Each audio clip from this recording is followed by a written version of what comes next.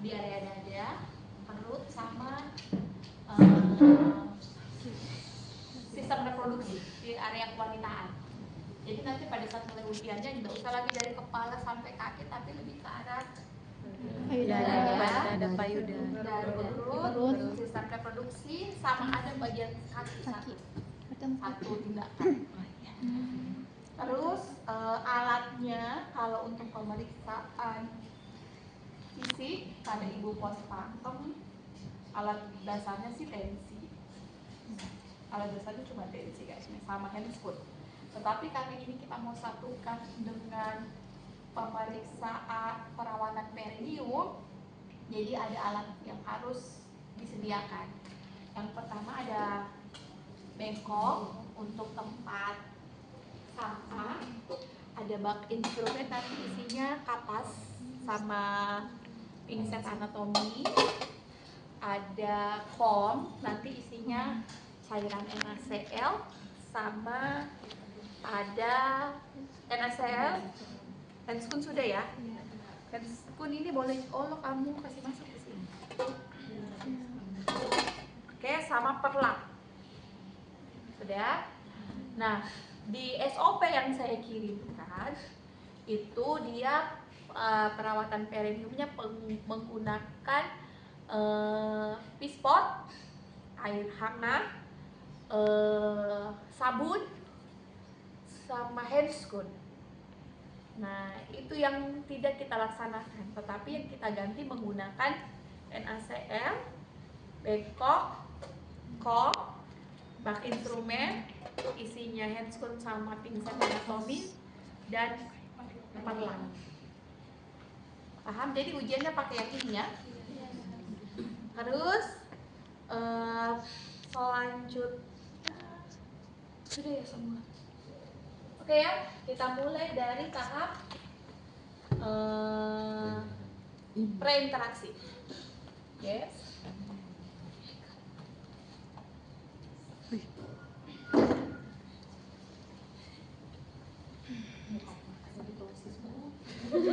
Lihat juga terus saya.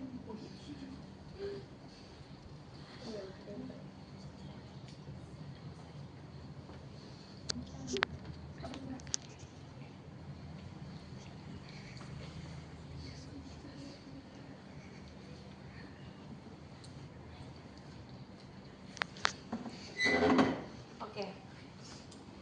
Di tahap preinteraksi penting buat teman-teman sekalian itu meng-cross check data.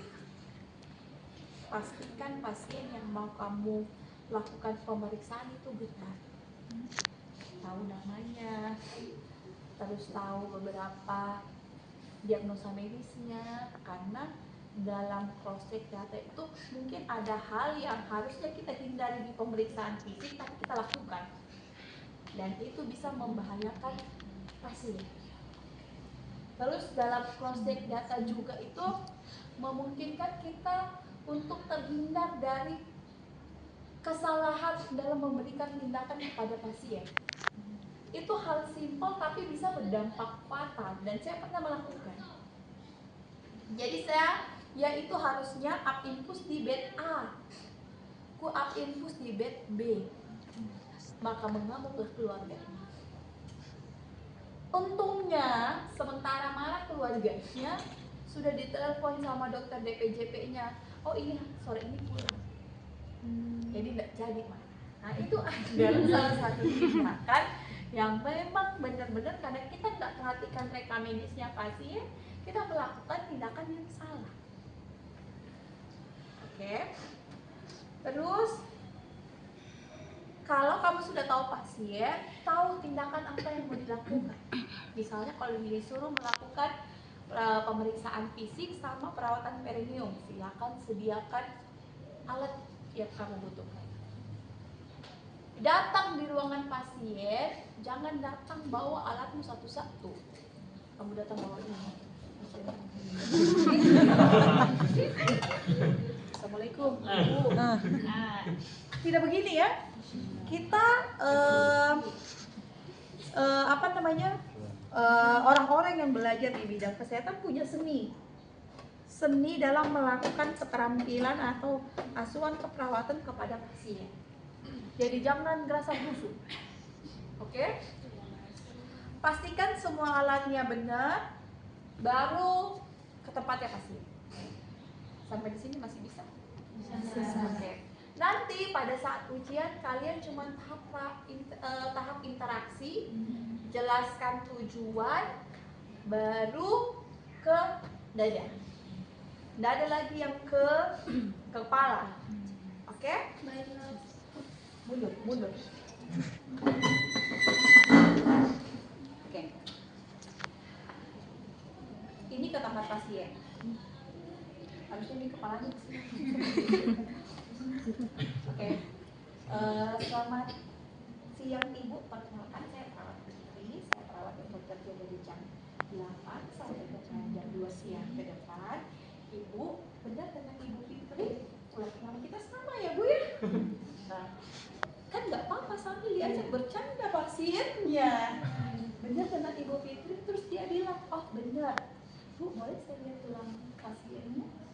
Nah, ini adalah tindakan double cross check untuk data pasien sudah sesuai atau belum. Kalau misalnya pasien sama-sama 3 bed itu Fitri semua, apa double cross checkmu? Lihat tanggal lahir dan alamat. Oke, kalau masih sama juga tes DNA semua. Mana yang Fitri beneran? Oke, kalau sudah masih cepat. Kenapa baru muncul? Soalnya tes strinya lagi suruh ambil tes di rumahnya. Cowoknya. Oke. Terus selanjutnya yang harus dilakukan adalah jelaskan apa tujuanmu datang di tempatnya pasien. Ibu, ini Ibu direncanakan untuk melakukan pemeriksaan fisik setelah bersalin. Tujuannya adalah untuk mengetahui beberapa hal atau kelainan yang mungkin muncul pada Ibu setelah bersalin, sehingga kita bisa melakukan penanganan lebih awal. Waktunya kurang lebih 10 sampai 20 menit. Tempatnya di sini. Apakah Ibu bersedia? Oke, ketika dia bilang bersedia, kasihkan kesempatan ibunya bertanya. Ada yang ingin mengatakan Ibu sebelum saya mau melakukan tindakan? Apabila ibunya bertanya kayak, nanti bagaimana dong tindakannya? Misalnya ya, jelaskan, oh Ibu nanti kita akan melakukan pemeriksaan ke kepala sampai dengan ujung kaki. Ada beberapa bagian dari tubuh Ibu yang memang harus dicek, diperiksa, sehingga ketika nanti Ibu tidak nyaman dan itu menjaga privasi Ibu, kami akan pasang lampiran. Seperti itu. Bagaimana Ibu sudah jelas? Nah, kalau dia sudah bilang sudah jelas, sekarang sebelum memulai, lakukan dulu hal-hal yang memang harus dilakukan sebelum mengubah posisi. Dalam artian, karena kan nanti kita mau tekan-tekan area perutnya kok. Ibu, sebelum saya mulai mungkin Ibu mau pipis dulu. Ya, oke, mungkin kamu mau ukur tinggi badan, berat badan 1 kali. Karena itu posisi berdiri semuanya.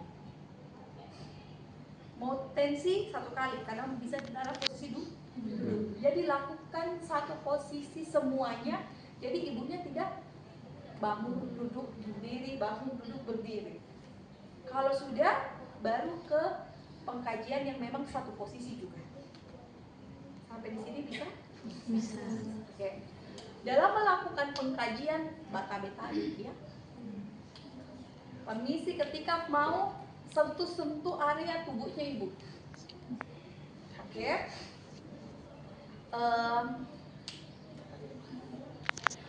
Sebelum itu lakukan dulu anamnesis.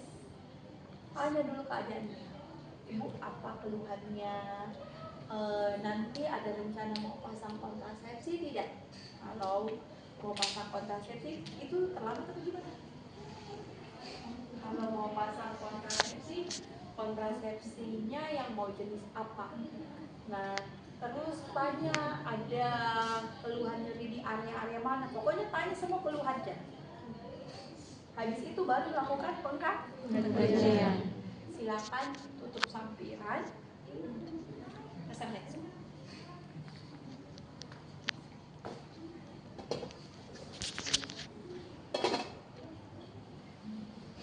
Kita langsung mulai dada ya. Wih.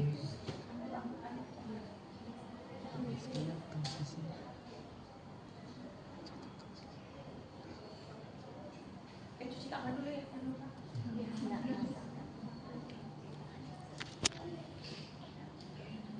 Ibu izin ya, saya buka di area dada. Ini kami ngecek bagian payudara aja untuk melihat apakah sudah ada produksi ASI atau belum. Nah, kalau kalian mau melihat bagian-bagian tertentu, jangan buka selimutnya dari atas sampai kaki. Cukup di part-part tertentu saja. Jadi kalau kamu cuma mau di payudara, di bagian dada, silakan turunkan selimutnya sampai situ. Oke? Iya. Terus lepaskan atau minta ibunya melepaskan pakaian atau kamu bantu. Prinsip dasarnya kita selalu memandirikan pasien. Kalau pasien bisa sendiri tanpa ada kendala dalam artian selang infusnya tak lepas kah, infusnya tak cabut kah, dan sebagainya, dibiarkan pasien sendiri dengan arahan dan awasan dan kita. Kalau memang pasiennya tidak mampu sendiri ya kita bantu. Oke, ini dilepas. Nah, di bagian dada sama metodenya, pakai 4. Inspeksi, palpasi, perkusi, sama Auskultasi. Pada auskultasi, pada inspeksi, perhatikan secara keseluruhan bagian dada, termasuk payudara. Terus selanjutnya perhatikan simetris payudara yang kiri dan yang Kanan. Yang kiri dengan yang kanan. Lakukan pemeriksaan atau tahap palpasi di bagian area terjauhnya pemeriksa lebih dulu. Jadi lebih dulu periksa di bagian area terjauhnya si pemeriksa. Berarti kalau saya sebelah sini, area terjauh saya sebelah kiri. Berarti itu dulu yang diperiksa. Jangan cari yang dekat dulu, yang jauh dulu, sehingga pada saat itu akan memudahkan di area yang dekat. Habis lihat bentuknya tidak ada, bentuknya simetris, tidak ada momat, tidak ada bengkak, tidak ada jaringan sikatrik. Tahu jaringan sikatrik? Oke. Dilanjutkan dengan palpasi. Nah, palpasi itu bukan negatif sekali itu. Pengantarnya paknya menyentuh. Merah. Disentuh, karena kita mau sentuh ini area yang sensitif. Yang pertama kita palpasi itu apakah asinya keluar, apakah sudah terjadi produksi ASI atau belum. Tandanya apa? Dengan ditandai dengan kerasnya di area payudara. Jadi untuk menyentuhnya pun juga jangan asal kamu pegang begini ya. Ada kerasnya begitu ya.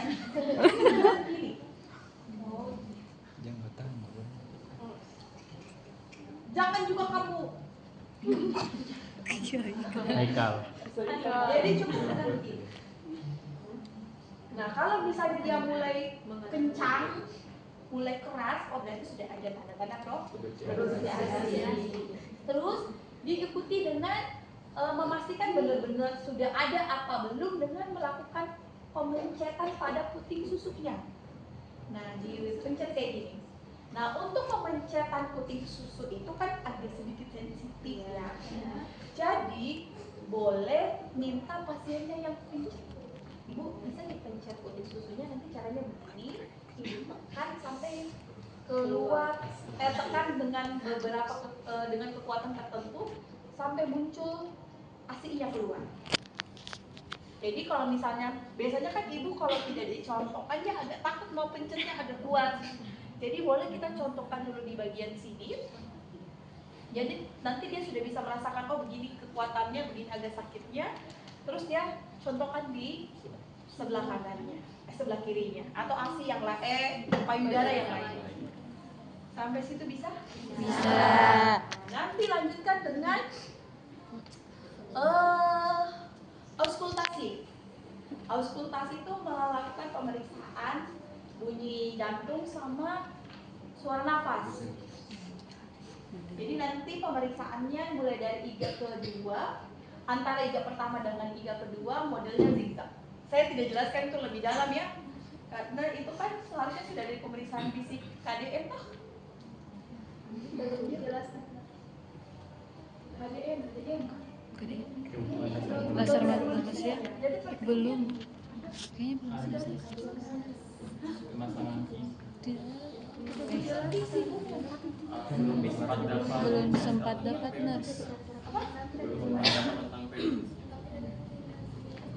itu video.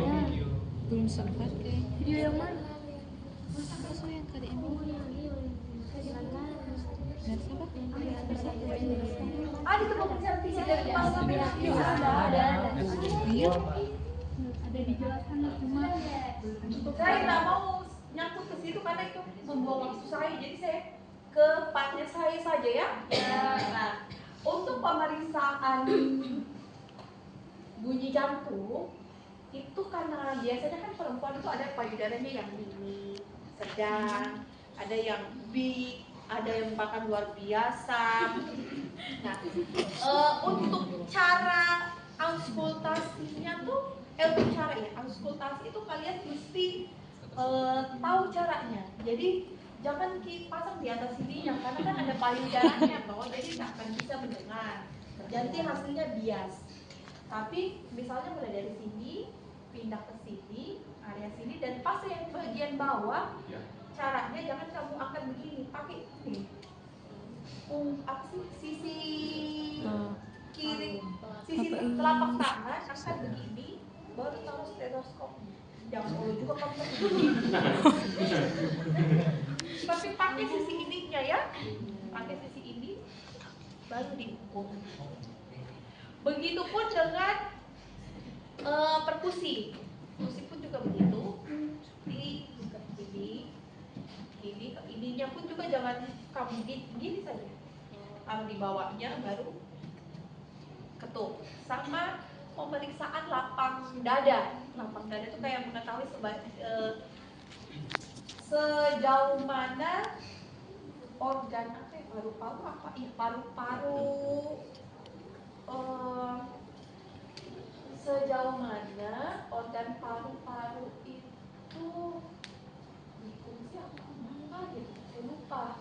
Pokoknya yang untuk yang dada itu harusnya kan dipasang tangan begini, terus dia nyebut 888, 777 sehingga kita bisa tahu getaran dada setelah dia mengucapkan angka atau kata yang sudah kita tentukan.